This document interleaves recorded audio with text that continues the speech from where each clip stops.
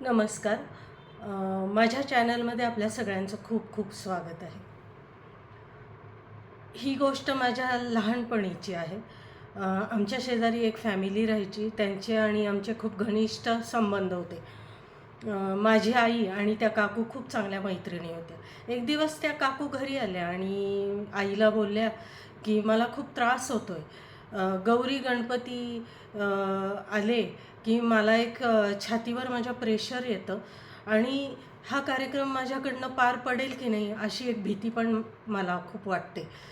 आमच्याकडे 50 लोकं असतात जेवायला आणि ते जे काका आहेत ते दुसऱ्या गावाला सर्व्हिसला होते. ते फक्त शनिवार रविवारच यायचे.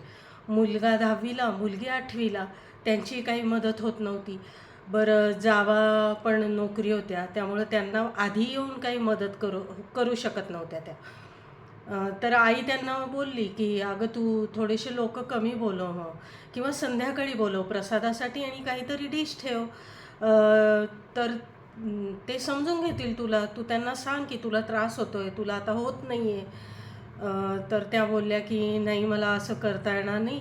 कारण की सगळे घरचेच लोकं आहेत, सगळ्यांना राग येईल आणि मी हे अनेक वर्षापासून त्यांना बोलवतीये, तर असं मला करता येणार नाही." मग आई तरी काय बोलणार?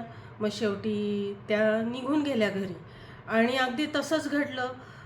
त्यांना एवढं प्रेशर आलं, की गौरी गणपतीच्या अगोदर 1 महिना अगोदर त्या खूप भयानक सीरियस झाल्या आणि त्यांना एकदम आय-सी-यूमध्ये हलवलं.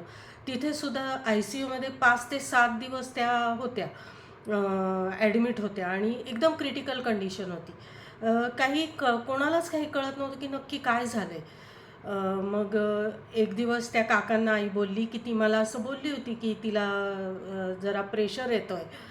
कारण एवढा 50 लोकांचा स्वयंपाक घरी करायचा, तोही सोवळ्यात करायचा, पूर्णावरणाचा स्वयंपाक आहे आणि जावा असतात मदतीला, पण त्या पण सकाळी सगळं त्यांचं आवरून मग येतात. तोपर्यंत बऱ्यापैकी सगळं झालेलं असतं.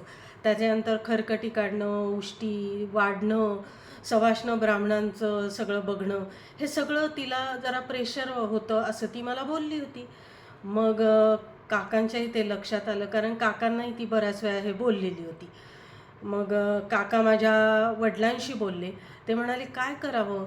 आता या पिढीजात चालत आलेल्या महालक्ष्म्या आहे, आपल्याला त्या कराव्याच लागतील. गौरी, गणपती आणि लोकांनाही आपल्याला बोलवणं भाग आहे." मग शेवटी काका बोलले, की "तुम्ही 4 भाऊ आहात ना, मग तुम्ही प्रत्येक वर्षी एकेकाकडं महालक्ष्म्या बसवा." काकांना ती आयडिया खूप आवडली. मग काकांनी त्यांच्या भावांना बोलवलं आणि सांगितलं, की असं-असं आहे. तर आपण सगळं आता हे वाटून घेऊया आणि प्रत्येकाकडं एक-एक वर्षी महालक्ष्म्या बसवूया. भाऊ देखील समजूतदार होते, तेही तयार झाले आणि अशा रीतीने हा प्रॉब्लेम सॉल्व्ह झाला. आता काकूंकडे 3 वर्षांनी महालक्ष्म्या येतात. पण काकू खूप हॅपी असतात, आनंदी असतात आणि अगदी छोट्या कार्यक्रमाचा त्या एकदम छान सोहळा तयार करतात. आता त्या फक्त पुरणाचा स्वयंपाक म्हणजे जे नैवेद्याचं पुरण असतं त्या घरी शिजवतात. बाकी त्या बाई लावून सगळा स्वयंपाक करून घेतात. सुटसुटीत झाल्या आहे आणि अतिशय आनंदाने तो कार्यक्रम त्यांचा पार पाडतो. तर मंडळी सांगायचा एवढाच उद्देश आहे, की काही रूढी आणि परंपरा या काही देवाने तयार केलेल्या नाही आहेत. या माणसांनीच तयार केलेल्या आहेत आणि त्या रूढी आणि परंपरांमध्ये आपण जखडत जातो. काही रूढी आणि परंपरा ज्या त्रासदायक आहेत, त्या आपण आता थोड्याशा बाजूला ठेवल्या पाहिजेत. जसं शेजारच्या काकूंनी केलं. त्यामुळे त्यांचा जो ब महालक्ष्म्यांप्रती या गौरी गणपतीचा जो सण आहे तो अतिशय भक्तिभावाने पार पाडला जातो. कुठंही त्यांना प्रेशर नसतं किंवा मनातून आनंदच त्यांना होत नव्हता तो कार्यक्रम करताना. पण आता तोच कार्यक्रम त्या खूप उत्साहात पार पाडतात. तर देव तर आपल्याला असं काही सांगत नाही, की बाबा मला सोवळ्यातला स्वयंपाक लागतो तरच मी जेवेल. हे सगळं माणसांनी तयार केलेलं आहे. आपण आता परिस्थितीनुसार हे सोडलं पाहिजे. उद्या आपल्या देखील सुना येतील. त्यांना हे जमलं पाहिजे. त्या नोकरी करणार, त्यांना बाहेरची कामं असणार आणि त्यांना एवढा मोठा पसारा सांभाळणं जमणार आहे का? हा देखील आत्ताच्या पिढीने हा विचार करायला हवा. त्यानुसार तुम्ही सगळे तुमच्या जे गणपती, गौरी ह्या ज्या परंपरा आहेत त्या तर आपल्याला चालवणं भागच आहे, त्या काही आपल्याला सोडता येणार नाही. पण तरीही जे त्याच्यामागे जे रूढी आणि परंपरा ज्या आपणच तयार केलेल्या आहेत त्या थोड्याशा सोडायला काहीच हरकत नाही, जसं काकूंनी केलं. आता काकू इतक्या आनंदात सगळं करतात. अगदी दिवाळीसारखं फराळाचं देखील त्या थोडंसं महालक्ष्म्यांपुढे मांडायचं जे फराळाचं आहे, फक्त लाडू घरी करतात, बाकीचं त्या ऑर्डर देऊन करून घेतात. आणि अतिशय छान महालक्ष्म्या सजवतात. ते सजवायला देखील त्या बाहेरून माणूस आणतात आणि बरंचसं काम त्यांचं कमी झालं आहे. तर तोच कार्यक्रम करायला त्यांना 2 वर्षापूर्वी इतका त्रास होत होता. तोच कार्यक्रम करण्यासाठी ते आता वाट बघतात की माझ्याकडे आता महालक्ष्म्या कधी येतील आणि मी कधी इतकं हे छान रीतीने सगळं पार पाडेल. घरातल्या बायकांचा हा प्रॉब्लेम बऱ्याच ठिकाणी आपल्याला आढळतो. काही बायका बोलतात, काही बोलू शकत नाही.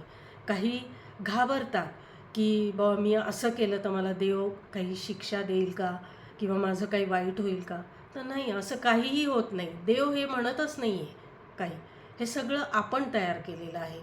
तर आपला कार्यक्रम हा घरातला आपण हा बळजबरी पार पाडायचा की त्याचा एक छान सोहळा करायचा हे आपल्याच हातात आहे.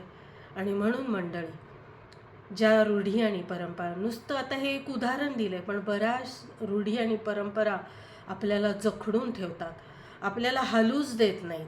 ते आपण आता थोड्याशा कमी करायला पाहिजे. त्या एकदम तोडणं तर शक्य नाहीच आहे, पण थोड्या थोड्या कमी करायला पाहिजे. तर ते जे सोहळे आहेत ते आपल्या पुढच्या पिढीपर्यंत आपण सोप्या पद्धतीने देता येतील आणि तेही पुढची पिढी देखील हे जे कार्यक्रम आहे, या ज्या चालीरीती आहे किंवा हे जे गौरी गणपतीचे सण आहे ते आनंदाने पार पडतील.